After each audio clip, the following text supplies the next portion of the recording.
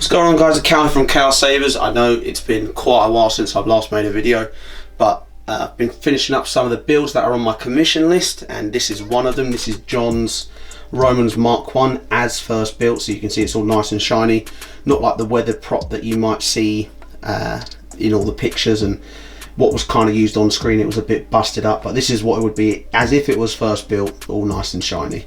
So it's a Romans Hilt. We've got a Shtokcustomworx chassis in here as well. It's got Rudy Pando's crystal chamber, which has all been zhuzhed up with some nice details and quartz crystals that John put in there, the customer who's sent me for the install. It's got a Cree blue white, white for the flash and clash. The chamber's obviously in the middle portion. You've got the activation and auxiliary switches there, and you've got the 28mm speaker with a 18500 battery just in the lower section there, and you've got the 1.3mm recharge port, a rice port, and SD card access, and that's where the PRIZM version 5.1 board is. So it's a very tight build. In all honesty, it wasn't an easy install whatsoever. There was a lot of modifications that needed to be done, especially around the cage. I had to do quite a lot of milling for sound and preparing things like that. Also, it's got the 3.5mm jack connection system so that you can reveal the chamber and plug it back in for turning on the light again. If you do want to connect it, you can just undo that, and you've got the chassis there. So it will disconnect from the LED module. So for example, if I turn it on,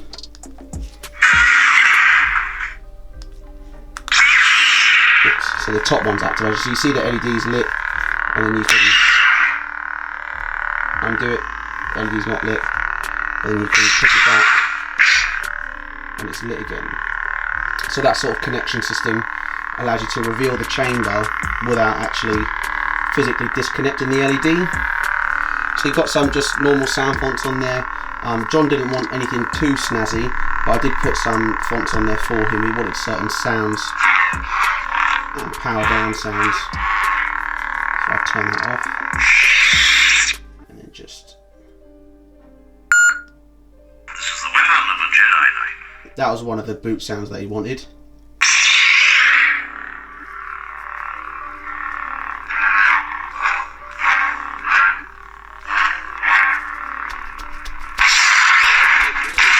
Really weighty hilt made by Romans, and the sound actually resonates from the rib cage. I had to mill a slot into the cant cage for making that a bit louder, and then I've just sort of covered the holes with some fine mesh. It looks quite nice.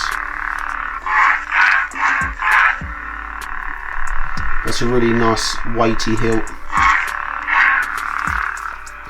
And just make sure that's nice and tight. You power it down. That was one of the voices that he wanted on there as well. And then when you want to access the recharge port, you can either remove the POM or just remove the whole lower section. And you've got the rice port, you've got your micro SD card, and you've also got your 1.3mm recharge port in there as well. So I don't know if I can zoom in there, but you might be hard to see. Like, you've got SD card and you've got your recharge port in there, and you can just slide that back on.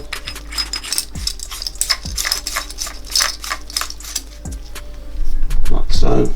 Just make sure everything's nicely aligned, because it's a bit snug, so you've got to move it around a bit. There we go. And yeah, when you want to reveal the chamber, you just undo this, and that's your chamber. So I'll turn it on, because when the chamber's not there, the button just comes down, so it saves you from accidentally turning it off when you've got it in display mode. You can see some of the really nice details that are in there. Oops, just hit the tripod. Some of the nice details that are in there. On the other side, they're Plecter fins. They're really cool. You can check him out on Facebook, the Plecter, for your Rudy Pando's chamber. So really good how this chamber was customised. And the crystals are really nice too.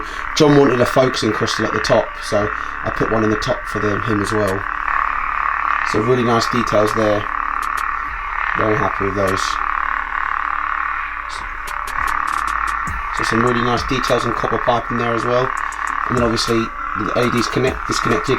When you want to click it back, you just plug it in like so, and it will come back on. And you can just close that clamp.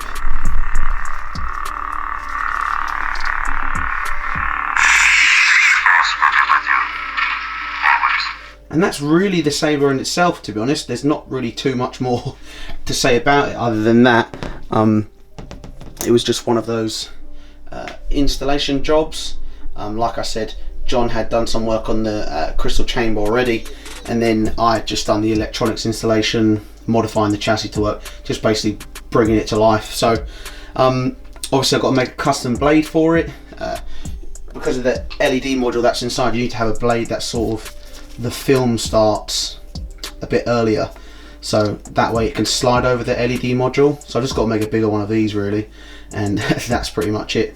So yeah, that's about all I've got to say for this Saber for now. John, I hope you like it. I'm sure he's going to come and pick it up for me because he does live close by, and we'll go through some of the details then.